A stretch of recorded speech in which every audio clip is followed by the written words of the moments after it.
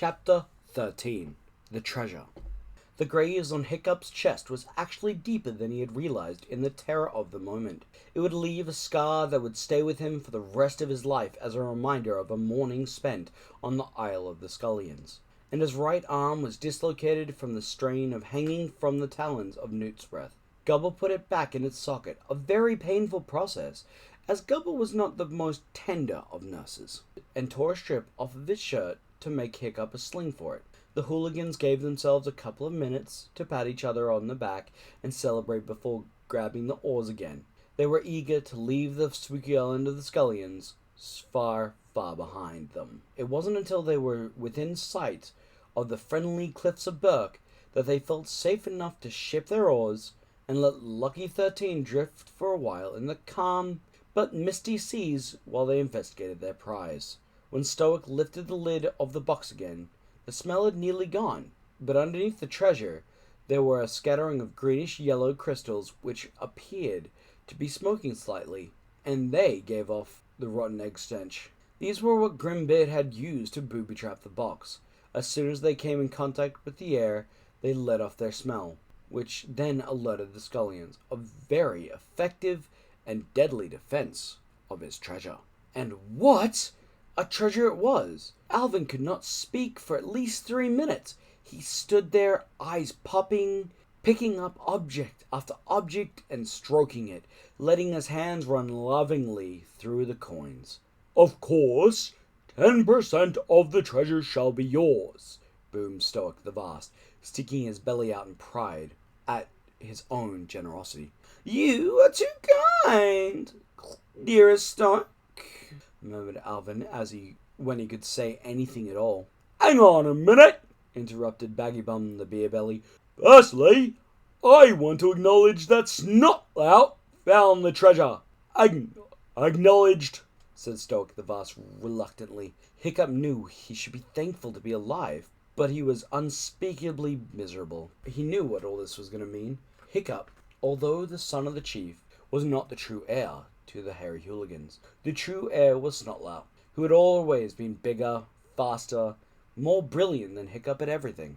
"Secondly," continued Baggybum, "as the founder of the treasure, technically it belongs to Mr. Snotlout, and I don't know whether Snotlout feels like giving away any of it to some stranger." "He definitely doesn't," grinned Snotlout. Stoic the Vast banged shut the treasure chest. He lifted Baggybum the Beerbelly clear off the ground by the front of his shirt, which was quite some feat, considering Baggybum the Beerbelly was about the size of a killer whale who hadn't much exercise recently. "I am the chief of this tribe," yawed Stoic the Vast. "I launched this expedition to find the treasure of Grimbeard the Ghastly, and this treasure belongs to me and me alone."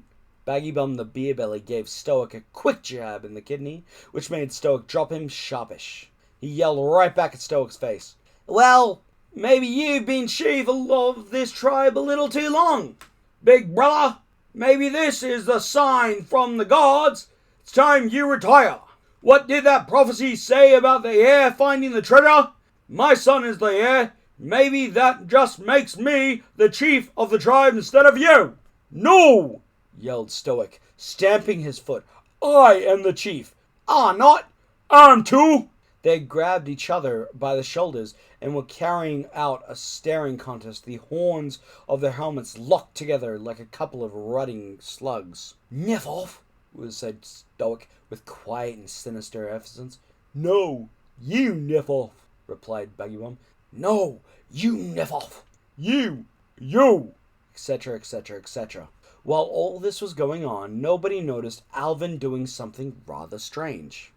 When the Lucky 13 sailed in to easy flying distance of the cliffs of Burke, most of the dragons had flown back to the hooligan village for food and rest. The only one who had remained on the Lucky 13 was Toothless, who was a lazy little creature considered this too far to fly, and he had caught himself a couple of nice plump mackerel on the way. So there he was, still, on the deck, watching the fight with interest. For some strange reason of his own, Alvin picked up a heavy, empty barrel. He placed it over the excited little dragon, trapping him underneath. He then interrupted the fight between Stoic and Baggy-Bum. Now, said Alvin soothingly. Little clams in their shells agree. Little clams in their shells agree. This should be a joyful moment. The beginning of a glorious new era for the hooligan tribe. There's plenty of treasure for all of you. I propose a toast to celebrate the finding of the treasure. The hooligans cheered, hoping to get over a difficult moment. Gubba and Hooge Farts pulled Stoic and Baggy-Bum apart, because otherwise they were clearly prepared to stand there all day. Some of the other hooligan warriors handed out black currant wine for the toast. Stoic the Vast drew the Stormblade. He had already decked himself out in some fancy earrings from the treasure chest. Halfwits and heroes, he shouted. We, a small band of unbeatable barbarians, are about to become the center of a new empire. An empire to rival Rome in her glory days. With this treasure, Stoic lifted the cup of blackcurrant wine, his eyes glittering. The hairy hooligan shall become invincible.